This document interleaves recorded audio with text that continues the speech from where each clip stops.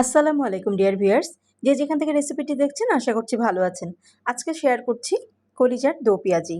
যারা কলিজা রান্না করেন আর বলেন যে কলিজার কালারটা কালো হয়ে গেছে, তাদের জন্য আজকের এই রেসিপি।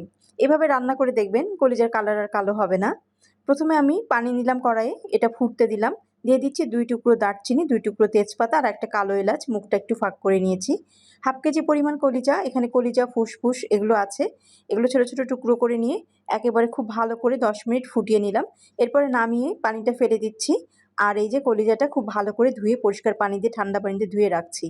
মূল রান্নায় চলে গেলাম। কড়াইয়ে তেল দিয়ে দিচ্ছি পেঁয়াজ প্রায় হাফ কাপের মতো দিলাম। দিয়ে দিচ্ছি কালো এলাচ, দারচিনি, তেজপাতা, লবঙ্গ, গোলমরিচ আর বাটা মশলা দিচ্ছি 2 চা চামচ করে আদা বাটা, রসুন বাটা আর 1 চা চামচ করে দিচ্ছি হলুদ গুঁড়ো, মরিচ গুঁড়ো আর লবণ।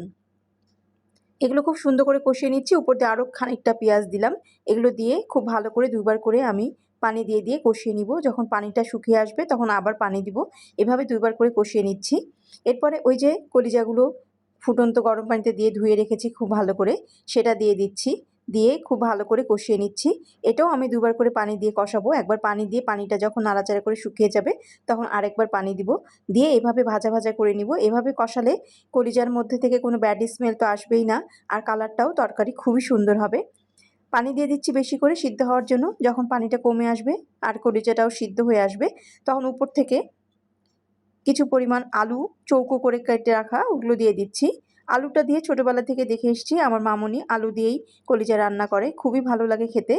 এদিকে আলু আর কলিজা দুটোই সিদ্ধ হয়ে গেলে উপর দিয়ে কাঁচামরিচ কুচি আর পেঁয়াজ কুচি দিয়ে দিচ্ছি। এই কাঁচামরিচটা উপর দিয়ে দিলে সুন্দর একটা সুঘ্রাণ বের হয়।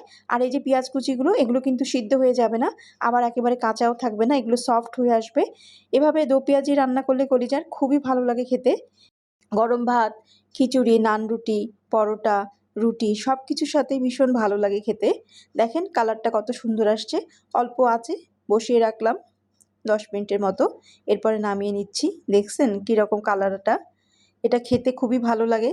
আশা করছি আজকের এই রেসিপি ফলো করলে যা রান্না করলেও কালারটা কালো আর হয়ে যাবে না।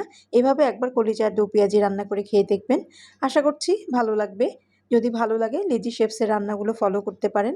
আজকে চলে যাচ্ছি, আসবো নতুন কোনো রেসিপি নিয়ে। ভালো থাকবেন সবাই। আল্লাহ হাফিজ।